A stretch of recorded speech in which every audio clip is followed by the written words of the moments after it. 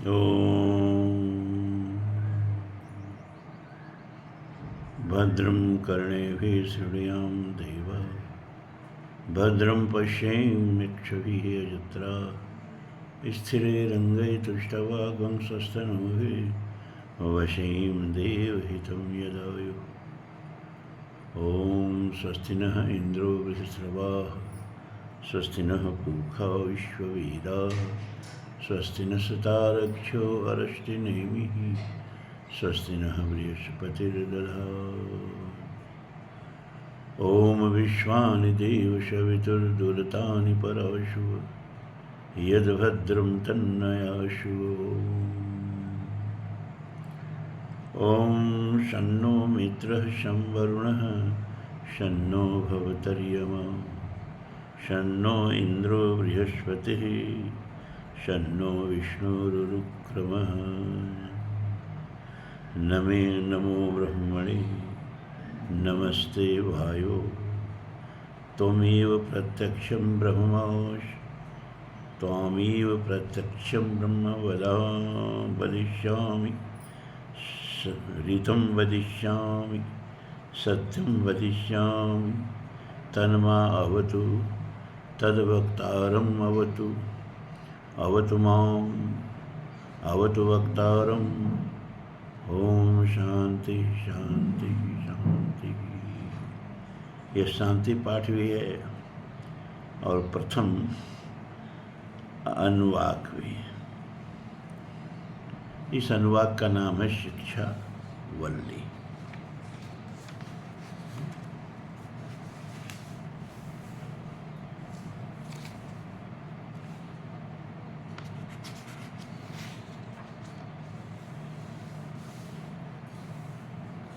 नहीं,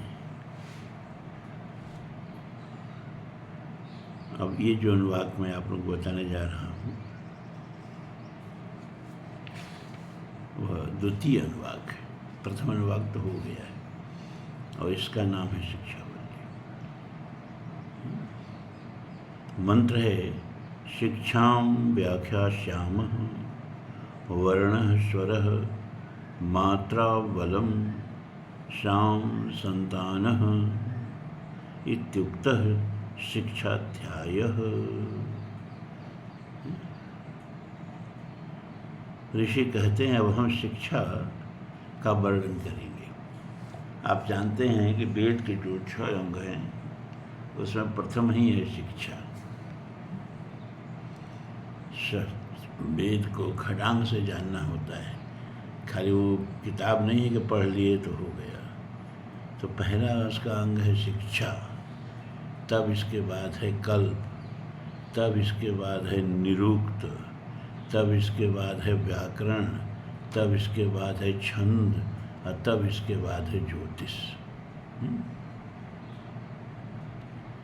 शिक्षा में क्या होता है देखो, ये जैसे हम उपनिषद बता रहे हैं आप लोगों को, ये उपनिषद अर्थ प्रधान होता है।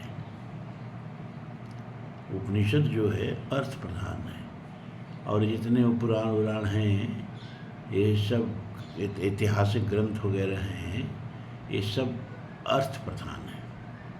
लेकिन वेद के मंत्र जो हैं वो अर्थ प्रधान नहीं, स्वर प्रधान है।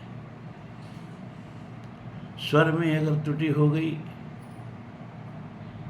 तो वेद का मंत्र प्रभाव नहीं डालते हैं, बल्कि प्रभाव भी डालते हैं तो उल्टा डालते हैं, गलत प्रभाव डाल देते हैं। तो इसीलिए सबको वेद पढ़ने के लिए मना किया गया है, क्योंकि जिनको उसका अभ्यास न हो खड़ांग का, वो वेद पढ़ के भी क्या करेंगे, उनका नुकसान हो जाएगा। महर्षि पतंजलि ने महाभाष्य में लिखा भी है कि दुष्ट शब्द स्वरतो वर्णतो व मिथ्या प्रयुक्तो न तमर्थमा स वाजवक्रो यजमानम निहिनस्ति यथेन्द्र शत्रु सरतो अपराधात्। महर्षि पतंजलि ने लिखा है महाभाष्य में क्या कि स्वर या वर्ण की अशुद्धि से दूषित शब्द ठीक ठीक प्रयोग न होने के कारण अभीष्ट अर्थ का वाचक नहीं होते। स्वर से चीज वही रहेगी, स्वर बदल गया। और स्वर किससे बदलता है? मात्रा से। छोटा ऊ रहेगा तो दूसरा स्वर हो जाएगा, बड़ा ऊ रहेगा तो दूसरा स्वर हो जाएगा, छोटी ही रहेगा दूसरा स्वर हो जाएगा, बड़ी ही रहेगा दूसरा स्वर हो जाएगा। अब जैसे सीता और सीता, दोनों में अक्षर तो एक ही है, स और त, लेकिन मात्रा बदल गया। एक में बड़ी मात्रा है तो सीता और दूसरा सीता। अब सीता का अर्थ दूसरा हो गया और सीता का अर्थ दूसरा हो गया। सीता सित सरिते, सीता का प्रयोग ऋग्वेद में हुआ है ना, खिल मंत्र में, नदी सूक्त में, सीता सिते सरिते यत्र संगते तत्रा प्रताशो जीवमुत पथंती एवे तन्नो विसृजन्ति धीरा ते जनाशो अमृतत्व भजन्ते। ये ऋग्वेद का मंत्र है। इसी मंत्र के आधार पर कुंभ के भगदड़ में कुछ दिवंगत होने वाली आत्माओं को, कौन बाबा है ना इसमें जो बहुत चले हैं, बागेश्वर, क्या नाम है, बाबा बोल दिए, उनके तो मुक्ति हो गई। तो लोग उनका बड़ा विरोध भी किए, लेकिन वो वेद सम्मत बात बोले, क्योंकि वेद में लिखा है कि सीता सिते सरिते यत्र संगते तत्रा प्रताशो जीवमुत पतंती एवे तन्नो विसृजन्ति धीरा ते जनाशो अमृतत्व भजन्ते। सित और असित,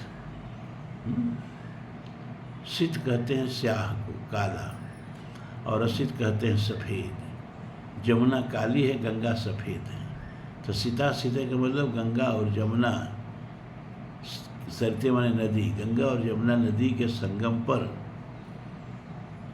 जो लोग भी साधना करते हुए, तप करते हुए, वास करते हुए अपने प्राणों को उत्सर्ग करते हैं, ते जनाशो अमृतत्व भजन्ति, वे जन, वे साधक अमृतत्व को प्राप्त हो जाते हैं, मोक्ष को, मुक्ति को प्राप्त हो जाते हैं, और वो देवलोक को सीधे उड़ जाते हैं, देवलोक को चले जाते हैं। तो वेद में लिखा है। उसी वेद की बात को बागेश्वर बाबा ने बोल दिया। अब जिन्होंने वेद देखा ही नहीं, वो क्या जाने कि वेद सम्मत बात बोली जा रही है। अब वो लोग आगे विरोध करने हैं। तो सित और सीता अंतर हो गया ना। तो वही कह रहे हैं कि वचन रूपी वज्र, ऐसा नहीं, वेद के मंत्र में जब स्वर की गलती होती है तो वचन रूपी वज्र यजमान को भी हानि पहुंचाता है। वो मंत्र ही वज्र बन जाता है और वज्र बन के यजमान पर ही टूट पड़ता है। जैसे इंद्र शत्रु शब्द में स्वर की अशुद्धि हो जाने के कारण वृतासुर स्वयं ही इंद्र के हाथों से मारा गया। जो भागवत पढ़े होंगे और भी पुराणों में, और वृतासुर की कथा जो आती है कि इंद्र सरतु विवरधस्व यज्ञ करा रहे थे वृतासुर के पिता कि हमें ऐसा पुत्र चाहिए जो इंद्र को पराजित करने वाला हो, इंद्र को मारने वाला हो। लेकिन उसमें एक ऋषि ऐसे थे जो काफ़ी बुजुर्ग थे, और वो जब इस मंत्र का उच्चारण करते थे स्वर में गलती आ जाती थी, और स्वर में गलती होने की वजह से इंद्र शत्रु विवरधस्व की जगह पर इंद्र के हाथों से मारे जाने वाला पुत्र पैदा हो गया। तो ये है स्वर की महिमा। बिना स्वर जाने, तो धीरे धीरे बोलो भाई, बिना स्वर जाने लोग, घर है ना, अब बोलने की आदत है, तो बिना स्वर जाने वेद का मंत्र नहीं पढ़ना चाहिए। तो ये स्वरवल्ली है। अब हम शिक्षा का वर्णन करेंगे। वर्ण, स्वर, मात्रा, प्रयत्न, वर्णों का समवृत्ति से उच्चारण अथवा गान करने की रीति, संधि, इस प्रकार शिक्षा अध्याय वेद के उच्चारण की शिक्षा का अध्याय कहा गया है। बहुत संक्षेप में इसमें दिया है। आप पूछ सकते हैं कि जब उपनिषद अर्थ प्रधान है तो इसमें शिक्षा बलि देने का क्या आवश्यकता थी द्वितीय अनुवाक में? तो ये इसलिए कि उपनिषद के विद्यार्थी को वेद का ज्ञान होना चाहिए, वेद का अध्ययन होना चाहिए। ये वेद का शिरोभाग है, यह वेद का सबसे उच्च स्तर की कक्षा है। और वेद के जो 3 भाग होते हैं, उपासना, कर्मकांड और ज्ञान कांड। तो लक्ष्यम तो चत्वार वेदा लक्ष्यम भारत में उच्च, 1 लाख मंत्रों का वेद है हमारा और 1 लाख मंत्रों का महाभारत है। हमारे वेद के 1 लाख मंत्रों में से 80,000 मंत्र कर्मकांड के और 16,000 मंत्र उपासना के और मात्र 4,000 मंत्र ज्ञान के हैं।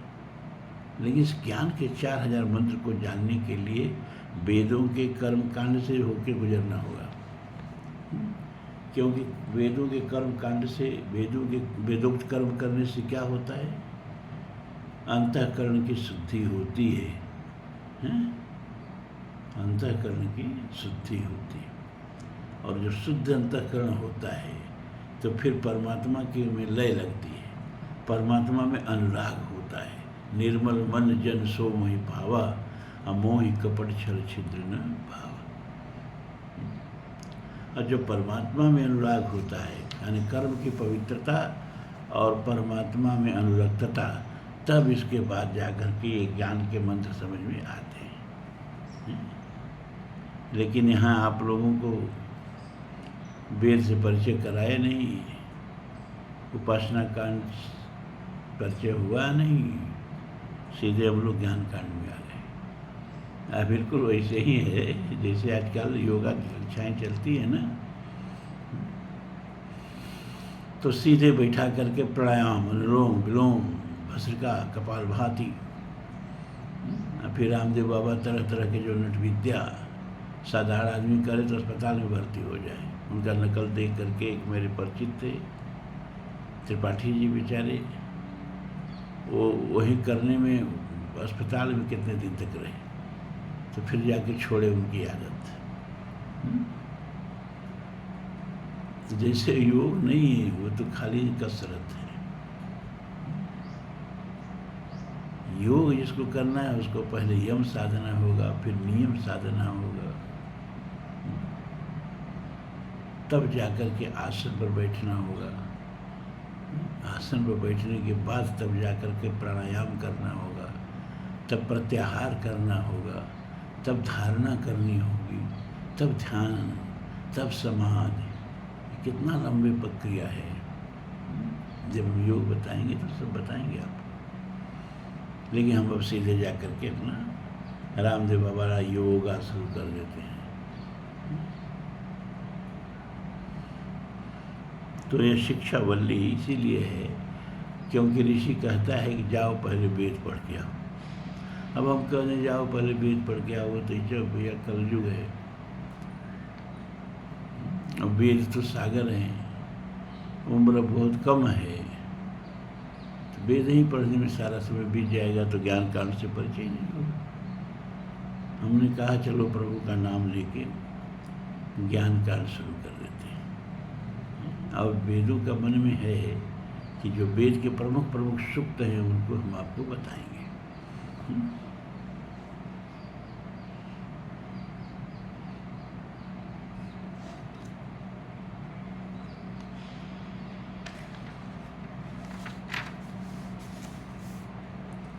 अब तृतीय अनुवाक है। सह नो यशः सहजो ब्रह्म वर्चसम् अथातः संहितायाः उपनिषदं व्याख्यास्यामः। पंचस्वधिकरणेषु अधिलोकम अधिज्योतिषम अधिविद्यम अधिप्रज्ञम अध्यात्मम ताम महागुम हिता इत्याचक्षते अथाधिलोकम पृथ्वी पूर्वम द्योरुत्तर रूपम आकाश संधि वायु संधानम इत्यधिलोकम। अब तृतीय वल्ली में क्या बताया जा रहा है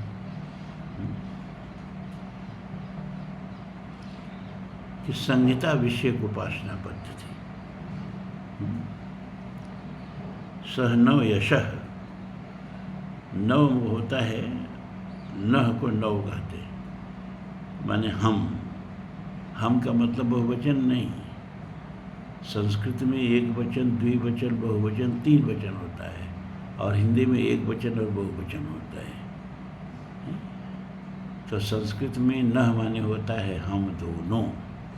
मानी ऐसी विद्या है कि आजकल जो देखते हो हजारों हजार लोग बैठ के प्रवचन सुन रहे हैं। क्या प्रवचन दिया जा रहा है उसको भी जरा गौर से सुनो। लेकिन धन्य है लोग उतने ही सुनने के लिए हजारों की संख्या में इकट्ठे। यहाँ 9, अधिक से अधिक 2, कभी कभी 4-5 लोग। ये ब्रह्म विद्या है। कभी ऋषियों को हजारों हजार को संबोधन करने का अवसर नहीं मिला। उस सतयुग में सुनने वाले नहीं थे। श्रवणायाप बहुवीर्यो ने लभ्यो। इसीलिए सह नव यशः,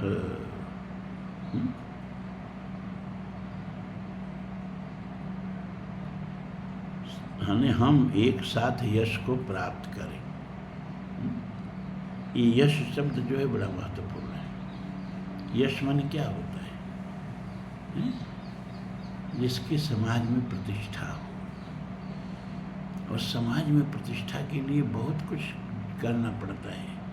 पहले तो सत्यवादी होना पड़ता है, अतिशय ईमानदार होना पड़ता है, निष्कपट हृदय होना पड़ता है, पारदर्शी व्यक्तित्व होना पड़ता है। कुछ भी छिपाने के लिए सवाल से नहीं, सब खुली किताब की तरह जीवन। इतनी सारी चीज़ें जब इकट्ठी होती हैं तो आदमी यशस्वी होता है, तब इसको यश मिलता है। सह नव यशः। तो गुरु कहता है शिष्य से कि हम दोनों यश को प्राप्त करें। आने कहने का मतलब यही वो कह दिया कि हम दोनों चरित्रवान बने, क्योंकि उसी से यश मिलेगा। दुष्चरित्र को कभी यश नहीं मिलता है। तो इस विद्या को शुरुआत करने का जो प्रथम शर्त है वो बता दिया क्या, कि यशस्वी हो, मतलब समाज में तुम्हारा एक रेपुटेशन हो, एक कैरेक्टर हो, एक चरित्र हो, एक क्रेडिट हो। सहनव यशः, सहनव ब्रह्मवर्चसम। और फिर हम लोग साथ साथ ब्रह्म तेज को प्राप्त हों। ब्रह्म तेज क्या है? देखो, इसी शरीर में जड़ भी है, इसी शरीर में चेतन भी है। जड़ की अपनी प्रवृत्ति है, जड़ की अपनी परिभाषाएं हैं, और चेतन की अपनी प्रवृत्ति है, चेतन की अपनी परिभाषाएं हैं। तो जब कोई व्यक्ति आपसे मिलता है तो आपके अंदर का जड़त्व ज़्यादा प्रकट होता है कि आपके अंदर का चेतनत्व ज़्यादा प्रकट होता है। शारीरिक अभिप्साएं, शारीरिक इच्छाएं, शारीरिक वासनाएं ज़्यादा प्रकट होती हैं, या चेतना की अभिव्यक्ति ज़्यादा प्रकट होती है। जब चेतना की अभिव्यक्ति जिसके अंदर ज़्यादा प्रकट हो, और शरीर केवल उस अभिव्यक्ति के माध्यम, साधन, मतलब उस अभिव्यक्ति का एक माध्यम हो। कौन? शरीर चेतना की अभिव्यक्ति का माध्यम। जैसे ब्रह्मांड ब्रह्म की अभिव्यक्ति का माध्यम है, उसी तरह से आपका शरीर आपके भीतर बैठी हुई आत्मा का अभिव्यक्ति का माध्यम है। तो जब आपके पास बैठने पर आपकी आत्मा की चमक सामने वाले को मिले, उसको ब्रह्म तेज कहते हैं। तो हम दोनों साथ साथ ब्रह्म तेज को प्राप्त हों। आपस में बैठे तो आत्मा बर्बाद करें, को नाम बंध, ये माया क्या है? कस्मिंश्च आगतः, कहाँ से माया आती है? कथम प्रतिष्ठास्य, इसकी शक्ति कहाँ से आती है? हैं? और मोक्ष क्या है? इस माया से मुक्त होने का उपाय क्या है? कथम विमोक्ष, कोशावनात्मा, चेतना क्या है? हैं? और यह अनात्मा जड़ क्या है? आइए हम लोग इस पर बात करें। तो जब किसी व्यक्ति के हम बैठें और बार बार इस तरह की चीज़ों पर बात करें तो समझो आदमी ब्रह्म तेज से युक्त है। और जब किसी व्यक्ति के पास बैठें और संसारिक विषयों में ज़्यादा बात करें, भोजन की क्वालिटी पर ज़्यादा बात करें, औरतों की सुंदरता पर ज़्यादा बात करें, धन कमाने की प्रक्रिया पर ज़्यादा बात करें, तो समझो उससे जड़त्व प्रकट हो रहा है। ब्रह्म तेज से उसका कोई लेना देना नहीं।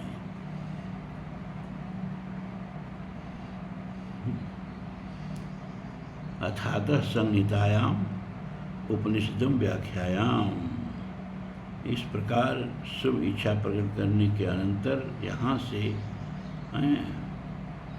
अब जो है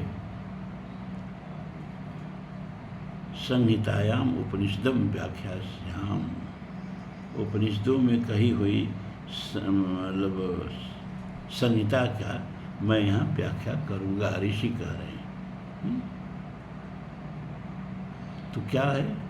पंचस्वधिकरणेषु, 5 प्रकार की संहिताएं उपनिषद में बताई गई हैं। वे 5 प्रकार की संहिताएं कौन कौन हैं? अधिलोकम, लोक के विषय में, अधिज्योतिषम, दूसरा है ज्योतिष के विषय में, ज्योतिषों के विषय में, अधिविद्यम, तीसरा है विद्या के विषय में, अधिप्रज्ञम, और चौथा है प्रजा के विषय में, और 5वां है अध्यात्मम, शरीर के विषय में। पंचसु अधिकरणेषु, 5 स्थानों में संहिता के उपनिषदम व्याख्यास्याम रहस्य का वर्णन करेंगे। ऋषि प्रतिज्ञा कर रहा है। ता इनको महासंहिता इस नाम से आचक्षते कहते हैं। इन 5 को किस नाम से पुकारते हैं? महासंहिता नाम से पुकारते हैं। वे कौन कौन 5 हैं? एक बार फिर से सुन लीजिए। अधिलोकम, लोक के विषय में, अधिज्योतिषम, ज्योतिषों के विषय में, अधिविद्यम, विद्या के विषय में, अधिप्रज्ञम, प्रजा के विषय में, अध्यात्मम, शरीर के विषय में। इनको महासंहिता भी कहते हैं। अब अधिलोकम क्या है? एक एक करके अब अलग अलग से सबको व्याख्या कर रहे हैं। तो अधिलोकम महासंहिता क्या है? अधिलोकम महासंहिता में पृथ्वी जो है वह पूर्व रूप है, और देव जो है, स्वर्ग जो है उत्तर रूप है, और आकाश जो है संधि है, और इस मेल से बना हुआ रूप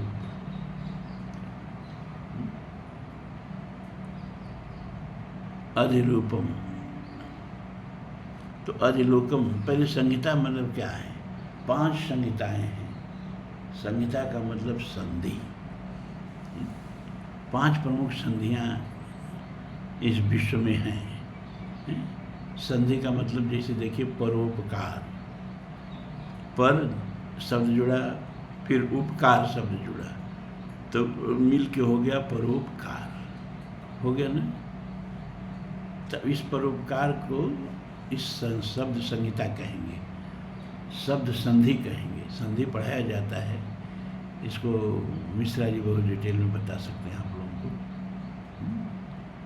तो परोपकार, अब इसमें एक पूर्व रूप है, एक उत्तर रूप है। पूर्व रूप क्या है? पर, और उत्तर रूप क्या है? उपकार। तो पूर्व रूप मिला, उत्तर रूप मिला, तो नया शब्द बन गया परोपकार। तो परोपकार क्या है? यह नई संहिता बन गया।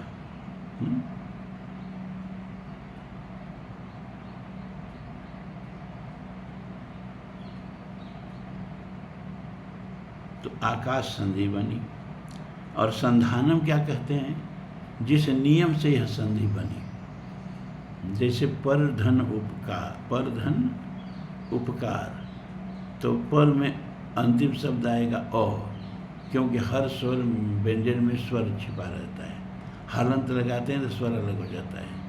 तो पर में पर, देर तक र कहे तो अ आएगा, तो पर का अ और उपकार का उ, अ और उ जब संधि में मिलते हैं तो नियम में ओ हो जाता है। तो पर धन उपकार क्या हो गया? परोपकार। इसको नहीं समझेंगे तो आगे का नहीं समझाएंगे। तो संहिता माने संधि। 5 महासंधियाँ हैं इस विश्व में।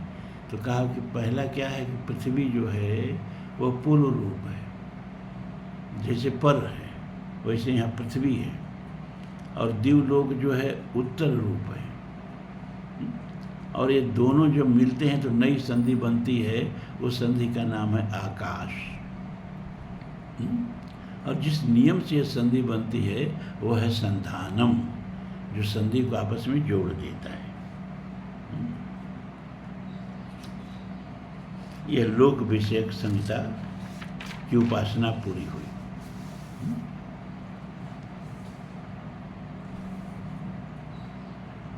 अब अथा यदि ज्योतिषम अग्नि पूर्व रूपम आदित्य उत्तर रूपम आपः संधि वैद्युत्य संधानम इति अधिज्योतिषम।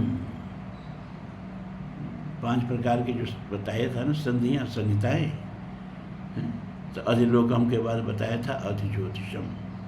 अधिज्योतिषम में क्या है? अग्नि पूर्व रूप है। पूर्व रूप का मतलब जो पहला शब्द पहला पद आता है संधि में, जो पहला पद आता है उसको पूर्व रूप कहते हैं। जो बाद में पद आता है उसको उत्तर रूप कहते हैं। जैसे महाभियोग, इसको करेंगे तो महाधन अभियोग, तो महा होगा पर रूप, अभियोग होगा उत्तर रूप। और नया जो संहिता बनेगी वो महाभियोग, और जिस नियम से संहिता बनी उसको संधानम कहते हैं। तो यहाँ अधिज्योतिषम में अग्नि पूर्व रूप है और आदित्य उत्तर रूप है। और आप आदित्य, अग्नि और आदित्य, ये दोनों जब आपस में मिल के संधि करते हैं तो नया जो लौकिक रूप बनता है संसार में वो है जल। आप माने जल। वैद्युत संधानम, और जिस नियम से ये इनकी संधि बनती है वह है जो चमकने वाली बिजलियाँ हैं, वही इनको जोड़ के जल पैदा करती हैं। यह अधिज्योतिषम, ज्योतिष संबंधी महासंहिता हो गई। अथाधिविद्यम आचार्य पूर्व रूपम अन्ते वायु उत्तर रूपम विद्या संधि प्रवचनम संधानम इत्यधिविद्यम। अब अधिविद्या संहिता जो है वो क्या है? तो बताते हैं कि आचार्य ही पूर्व रूप है। आचार्य है पूर्व रूप, और जो अंतेवासिन हैं, मतलब जो विद्यार्थी हैं, जो शिष्य समुदाय बैठे हैं, जो भक्तगण सामने बैठे हैं, ये उत्तर रूप है। विद्या संधि, और इन दोनों का जब मिलन होता है तो उससे जो नई चीज़ पैदा होती है वह है ज्ञान, वो है विद्या है। और वो किस नियम से पैदा होती है? का जो प्रवचन है वही संधानम है। यही वह नियम है जिस नियम से गुरु और शिष्य के बीच में विद्या का संचार होता है और विद्या पैदा होती है। बहुत साफ बात है, इसमें कोई तो बहुत पेच है नहीं है। गुरु जो है पर, सामने बैठे शिष्यगण जो हैं उत्तर हैं, और दोनों को मिलके क्या पैदा होता है? विद्या। और किस नियम से पैदा होती है? प्रवचन के नियम से। अब इसमें बहुत समझाने की तो बात है नहीं। अथाधिप्रज्ञम माता पूर्व रूपम पितोत्तर रूप उत्तर रूपम प्रजा संधि प्रजनन संधानम इत्यधिप्रज्यम। और चौथी महासंहिता है अधिप्रज्यम, जिसमें माता पर रूप है, पिता उत्तर रूप है, और दोनों का जब मिलन होता है तो उससे संतान पैदा होती है, यह संधि रूप है। और जिस नियम से ये संधि बनती है वह है प्रजनन, प्रजनन की कला, प्रजनन की विद्या। तो ये महासंहिता है। 5 महासंहिता से ही संसार चलता है, यही समझा रहा है। अब 5वां क्या है? अथाध्यात्मम। अब अध्यात्मम, अपने शरीर के विषय में ये महासंहिता जान लीजिए। अधरा हनु पूर्व रूपम। हनु कहते हैं जबड़ा को, है? तो अधरा बने, अधर बने नीचे के जो जबड़ा है, ये पूर्व रूपम है। और उत्तरा हनुरुत्तर रूपम। अब देखो यहाँ संधि हो गई, हनुरुत्तर रूपम। इसको जब संधि विच्छेद करेंगे तो हनु धन उत्तर रूपम। तो विसर्ग जो है यहाँ रू में बदल गया है, हनुरुत्तर रूपम। ऊपर का जो जबड़ा है वह उत्तर रूप है, नीचे का जबड़ा जो है पर रूप है।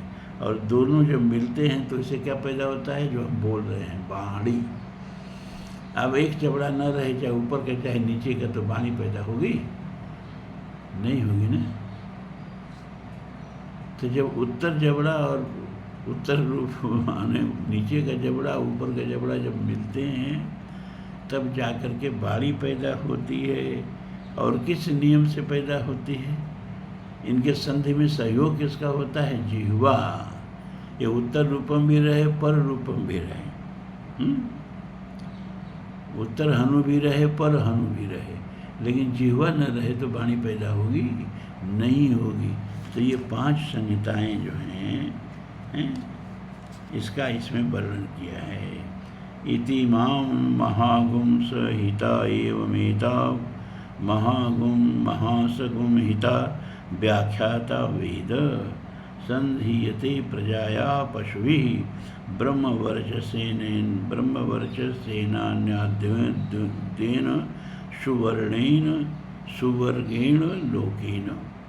इत माने इस प्रकार ये 5 महासंहिताएं कही गई हैं। जो मनुष्य इस प्रकार इन ऊपर बताई हुई महासंहिताओं को जान लेता है, वह संतान से, पशुओं से, ब्रह्म तेज से, अन्न आदि भोग पदार्थों से, स्वर्ग रूप लोक से संपन्न हो जाता है।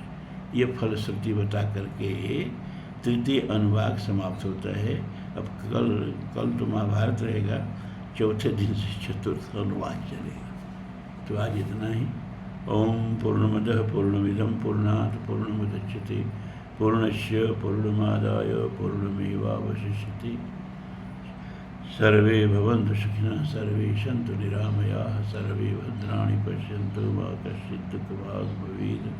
असतो मा सद्गमय, तमसो मा ज्योतिर्गमय, मृत्योर्मा अमृतं गमय। ओम शांति शांति शांति। विद्वज्जन, सत्संग प्रेमी सज्जनों, बढ़िया से आप लोग होली बिताए होंगे। भगवान करे यह हर्षोल्लास का पर्व, यह रंगोत्सव का पर्व बार बार आपके जीवन में आए और आपके जीवन को इसी प्रकार खुशियों के रंग से भर दे। इसी आशीर्वाद के साथ आज समाप्त करता हूँ अपना प्रवचन। साथ हुआ।